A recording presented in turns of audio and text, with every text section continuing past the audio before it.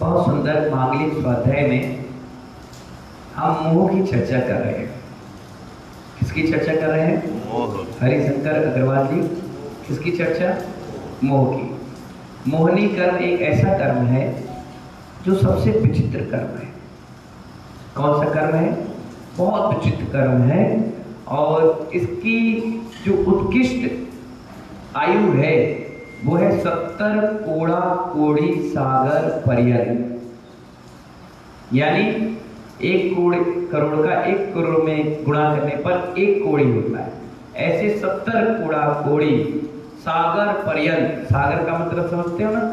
बहुत विशाल समुद्र रहा, चिड़िया 100 साल में एक बार अपने मुख से पानी ले और दूसरे गड्ढे में डाले, 100 साल बाद फिर डाले।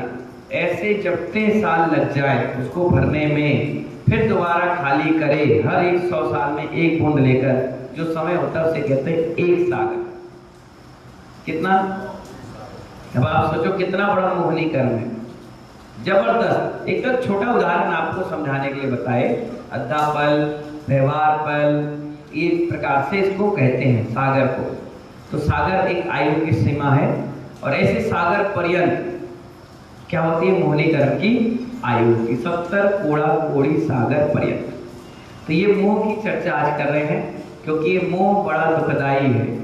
कौन सा मोह? ये मोह तो है जो हम घर नहीं छोड़ते, ये मोह है जो शरीर पे इतना श्रृंगार कर रहे हैं, ये मोह है कि दर्पण में अपना चेहरा देखते हैं, मोह है जो बाल संवार रहे हैं, ये मोह है जिसके लिए अपन खा रहे हैं, पी रहे हैं, कमा रहे हैं, अच्छा दिखना चाह रहे हैं। अगर ये मोह नहीं होता तो आप लोग जमीन में चाट पट्टी पे क्यों बैठते? आप पाटे पे नहीं बैठते कपड़े लगते उतार कर। हमने मोह छोड़ दिया बाल से, हमने मोह छोड़ दिया शरीर से, हमने मोह छोड़ दिया अपने परिवार से और निर्मोही बन गए, कट्टर बन गए, मजबूत बन गए, कठोर बन गए। इसीलिए तो क्या है, आज यहाँ पर उपाध्याय पद से विभूषित है, कोई आचार्य से विभूषित है, कोई मुनि से विभूषित है। क्यों?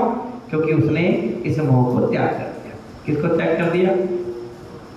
आचार्य कह रहे हैं भोग यानी जीव को मोह की बड़ी विडंबना ने इतना महान बना डाला कि उपचार निज भाव बना दिया है।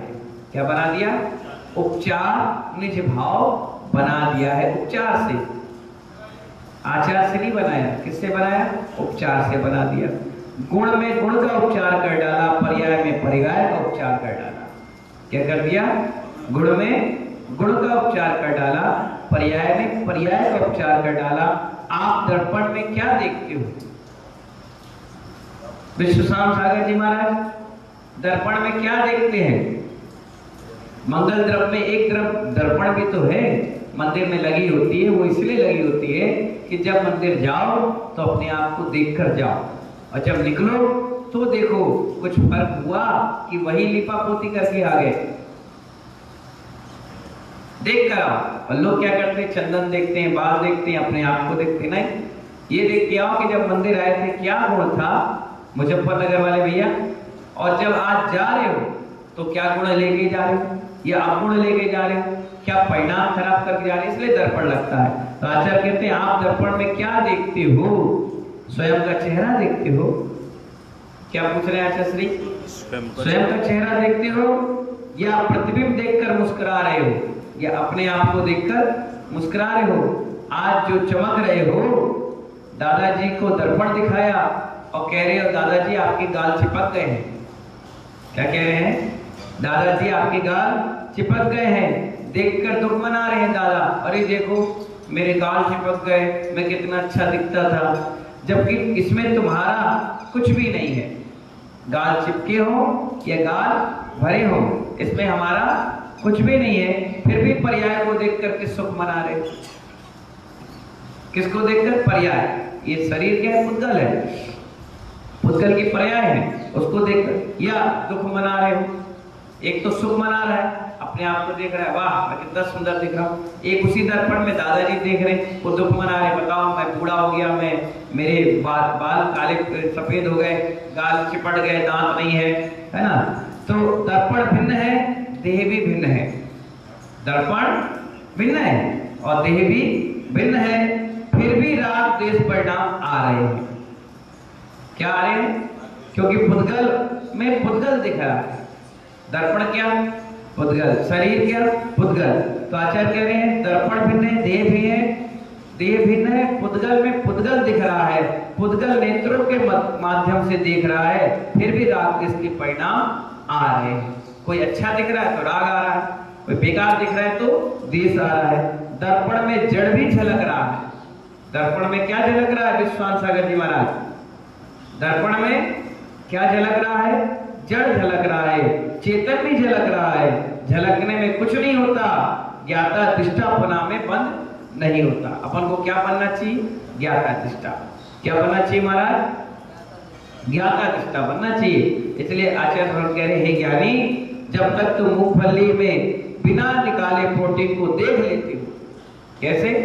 मूंगफली देखकर जो व्यापारी होता है ना, धान देख करके, गेहूं देख करके, सामने उसका जौ देख करके बता देता है कि इसमें कितना मटेरियल निकलेगा। तो इसी प्रकार आचार्य कह रहे हैं जैसे मूंगफली के तेल निकालना है तो आप उसको देख करके बता देते हो इसमें कितना प्रोटीन निकलेगा, कितना इसमें तेल निकलेगा। शुद्ध उपयोगी ज्ञानी भी बिना देखे, बिना निकाले ज्ञान को देख लेंगे। डॉक्टर चेहरे को देखकर रोग समझ जाता है, डॉक्टर चेहरे को देखकर रोग समझ जाता है। ऐसी कला है जो तेरे चेहरे को देख करके भावी भगवान आत्मा बनोगे ये देख लेते हैं। क्या कर लेते हैं? एक आचार्य महाराज थे, उनके सामने एक बच्चा खेल रहा था। पिट्टूल होते थे, पत्थर पे पत्थर रखते थे, 7, 11 और बॉल फेंकते थे। जिसके हाथ में आई वो मारता था, और वो जब जमा ले तो उसको छोड़ देता था, उसको मारता, उसके पीछे भगता नहीं। छोटे गेम्स होते थे पहले, अब तो होते नहीं। तो वो पिट्टूल, क्या कहते हैं उसको? पिट्टूल।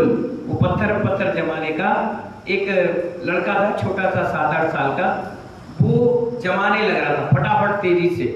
तो उस जमाने की कला को देख करके वो मुनिराज आचार्य महाराज आहार करके निकल रहे, तो उन्होंने उस कला को देखा खड़े होकर के, और उसकी माँ से, उस लड़के से पूछा तुम किसके लड़के हो? उसने बताया इनके। उसकी माँ आ गई, बोले एक काम करो, इस लड़के को मुझे दे दो, ये बहुत बड़ा ज्ञानी बनेगा, बहुत कलाकार बनेगा। उस समय के माता पिता भी अच्छे थे, उन्हें कहा रख लो, ले जाओ। वो ले आए, पढ़ाया लिखाया सब कुछ किया। उस लड़के को उस माँ ने नंगा रखा था, कपड़े का एक धागा रेशा भी नहीं पहना था, घास में रखती थी और घास बोते थे। उस समय बच्चे ऐसे नंगे घूमते थे। ले गए, पढ़ाया लिखा सब बढ़िया। अब वो क्या हुआ, पढ़ लिख लिया, सब हो गया। अब उन्होंने कहा जाओ, अब अपने घर जाओ। माँ ने कहा जब भगवान के द्वार पर जाते हैं तो चावल चढ़ा दिया जाता है, फिर उठाया नहीं जाता। अब इस लड़के को हमने आपको दे दिया तो दे दिया, जाओ ले जाओ। और वो आचार्य जिनसेन स्वामी महाराज बने, जिन्होंने पद्म पुराण ग्रंथ को लिख दिया।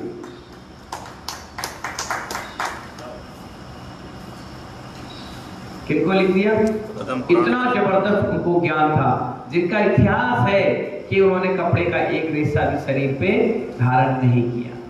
बहुत गजब का। तो ऐसे ऐसे महाराज हुए, उन्होंने भावी भगवान आत्मा अंदर देख ली कि हाँ ये बनेगा, ये होगा, ये होगा, चेहरे पे झलकता है। तो आचार्य यही कह रहे हैं कि जैसे चेहरे को देखकर भगवान को भी देख लेती, चेहरे को देखकर कुस्थान भी समझ जाती है, चेहरे को देखकर विकार भी देख लेती है। कौन? ये आंखें है ना, गुरु की। ज्ञान जीव से अभिन्न है, भिन्न नहीं। ज्ञान जीव से अभिन्न है, भिन्न नहीं, इसलिए उसे आत्मा ही जानो। क्या जानो? आत्मा ही जानो। उसे कौन जानता है? आत्मा ही जानती है। यदि वह ज्ञान आत्मा को नहीं जानता तो वह जीव से भिन्न हो जाएगा, और यदि ज्ञान जीव से भिन्न हो गया तो जीवत नाम का पदार्थ नष्ट हो जाएगा।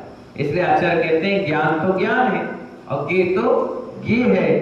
भिन्न पदार्थों से भिन्न होकर रहना, और जो भिन्न पदार्थों से अभिन्न होकर रह जाता है उसके आने वाले आत्मा का अनुभव समाप्त हो जाता है। इसलिए जड़ को जड़ समझो, पुद्गल को पुद्गल समझो, चेतन को चेतन समझो। चेतन को जड़ नहीं, जड़ को चेतन नहीं, भिन्न को अभिन्न नहीं, अभिन्न को भिन्न नहीं। जो जिस द्रव्य में है उस द्रव्य के हिसाब से समझना चाहिए। जैसे जल है, क्या है?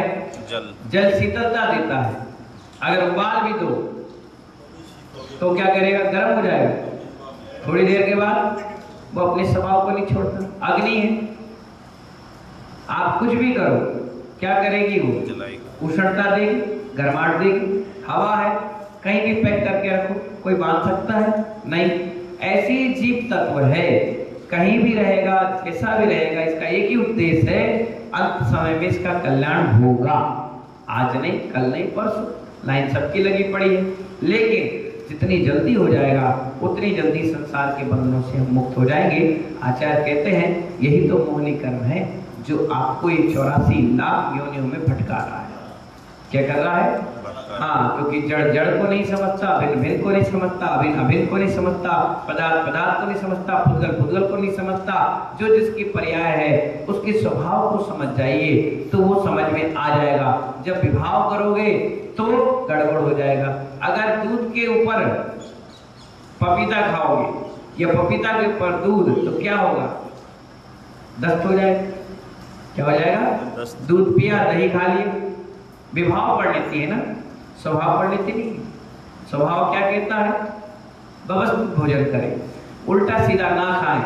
जब उल्टा सीधा आप खाने लगते हो तो क्या होगा? जठराग्नि, लीवर, किडनी और पेट में, अतड़ियों में ऐसे डिस्टरबेंस करेगा कि लोटा लेके, डब्बा लेके सीधे कहाँ भागना पड़ेगा? शौचालय में। जब थोड़े से पदार्थ उल्टे सीधे खाने से आपको अपनी क्रिया छोड़कर भागना पड़ता है, परिणाम नहीं संभाल पाते हो, तो स्वभाव की जगह विभाव में जाओगे तो कितने ना जाने पर्याय में भटकना पड़ेगा, इमरजेंसी केस रहेगा। इसलिए आचार्य कहते हैं ये मोह की विडंबना को समझिए कि हम किससे मोह कर रहे हैं, काय के लिए कर रहे हैं और क्या होगा इससे। अरुण जी, क्या होगा? क्यों इतना हाहाकार मचा कर रखा है? आचार्य कहते हैं इस मोह को छोड़ दोगे, सबसे भयंकर और सबसे दुष्ट कर्म कौन है? मोह है। और करता ये जीव है, हंसते मुस्कुराते बढ़िया खुश होकर के, आनंदित होकर के बांधता है। बाद में फिर कहता है अरे क्या करें, अरे फंस गए, अरे भैया क्या करें। जबकि मालूम है पत्नी मोह है, बच्चे मोह है, परिवार मोह है। बताइए कितने सारे पाप कर्म सिर्फ एक जेंट्स अपने परिवार के लिए बांधता है।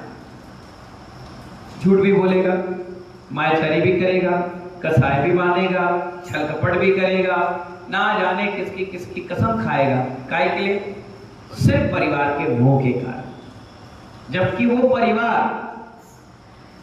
सांस रुकते ही एक क्षण डेड बॉडी को टच नहीं करेगी, तुरंत ले जाओ। कहां ले जाओ? शमशान घाट में। महीने 15 दिन शोक मनाएगी, उसके बाद अपनी जिंदगी जीने लग जाएगी। घर में कोई ज्यादा चाहने वाला है तो फोटो लगा लेंगे, ज्यादा ही मोही होगा क्योंकि अंश उसका छूट जाता है। 6 महीने साल भर देख कर रो लेगी। उसके बाद कौन पूछ रहा है तुम्हें? पत्नी दूसरी शादी कर लेगी अगर यंग होगी तो, बच्चे अपना घर बसा लेंगे, दुकान पे गद्दी चेंज हो जाएगी, साइन चेंज हो जाएंगे, प्रॉपर्टी बदल जाएगी। अगर कोई आप बेच नहीं रहे थे, बच्चे को लगा मर गया बाप तो बेच देगा, खरीद नहीं पा रहे थे तो खरीद लेगा। कपड़े लत्ते सब उठा करके रोताइन, एम्प्लॉय, मजदूर इनको बांट देगा। यहां तक कि रुमाल भी नहीं रखेगा, सब चीज तुम्हारा बांट देगा।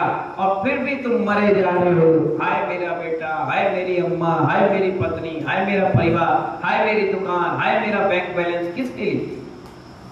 जो तुम्हारा है ही नहीं उसके लिए। और जो तुम जिसके लिए कर रहे हो वो तो सबसे पहले तुम्हें धोखा दे, सबसे पहले रोएंगे, सबसे पहले बिलखेंगे। और कब तक? जब तक देहरी से बाहर नहीं गए। जाने के बाद अपनी शांति से बैठ जाएंगे। चले गए, चला गया तो चला गया, ले गया तो ले गया, छोड़ गया तो छोड़ गया।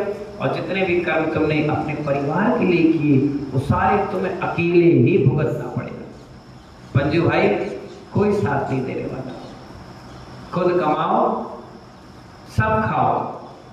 क्या कहा? खुद कमाओ, सब खाओ। जब पाप कर्म का उदय आए तो खुद ही भोगो, कोई साथ नहीं आएगा। अगर बाल तोड़ होता है, बाल तोड़ पैर में होता है, 5 दिन तक सताता है दर्द। कितने दिन तक? सब आएंगे, पूछेंगे क्या हो गया, बाल तोड़ हो गया, अरे दवाई नहीं लगाई, हाँ लगाई थी, बहुत दर्द दे रहा है, अच्छा बस इतना कहेंगे। वो भी तुम्हारे कोई प्रियजन होंगे तो। बाकी अगर बाल तोड़ हो गया तो कुछ लोग ऐसे हाथ रखने और ठीक, अरे यार क्या हो गया, अरे बाल तोड़ था भाई, और हमें नहीं मालूम था। दूसरा आएगा और अरे यार क्या हो गया, अरे बाल तोड़ हो गया भाई, अच्छा। दूसरे दर्द ही दे जाएंगे और प्रिय पूछ जाएंगे, लेकिन जब रात के सोगे तो दर्द खुद को सहन करना पड़ेगा, कोई दवाई लगाने वाला भी नहीं मिलेगा।